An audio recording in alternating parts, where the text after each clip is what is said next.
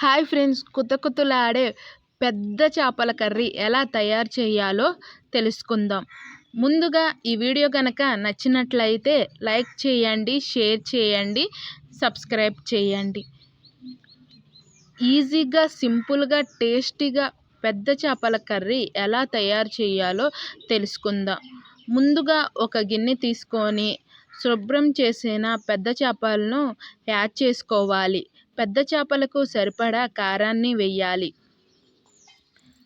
అర table spoon పసుపును వేయాలి.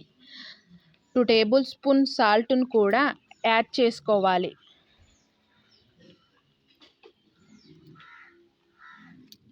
పెద్ద చేపల కర్రీ అనేది టేస్ట్ ఎక్కువగా ఉండడానికి ముందుగా దంచి పెట్టుకున్న అల్లం వెల్లుల్లి పేస్టును యాడ్ చేసుకోవాలి.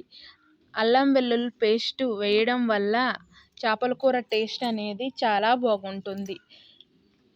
సన్నగా తరిగి పెట్టుకున్న ఉల్లిపాయలు, సన్నగా తరిగిన కొత్తిమీర, చిలుకలుగా కట్ చేసుకున్న పచ్చిమిరపకాయలను వేయాలి. పచ్చిమిరపకాయలు వేయడం వల్ల కూర ఉడికిన తర్వాత ముద్దకి పచ్చిమిరపకాయ తగలడం వల్ల టేస్ట్ అనేది బాగుంటుంది. ఈ 2 కేజీల చేపల పులుసుకి 100 గ్రాముల ఆయిల్ అయితే సరిపోతుంది.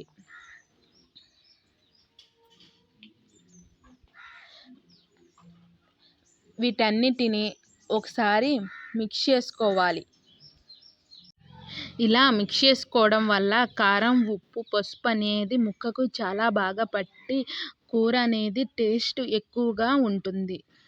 చూడండి, ఒక్కొక్క ముక్కకి కారం, ఉప్పు ఎలా పట్టాయో.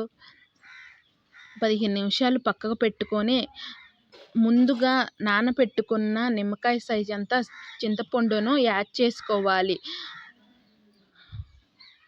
చింతపండు 100 గ్రాములు అయితే 2 కేజీల చేపల పులుసుకు సరిపోతుంది. స్టవ్ వెలిగించి స్టవ్ మీద పెట్టుకొని అరగంట ఉడికించిన తర్వాత ప్లేట్లో సర్వ్ చేసుకుంటే మన టేస్టీ చేపల పులుసు రెడీ అయినట్టే.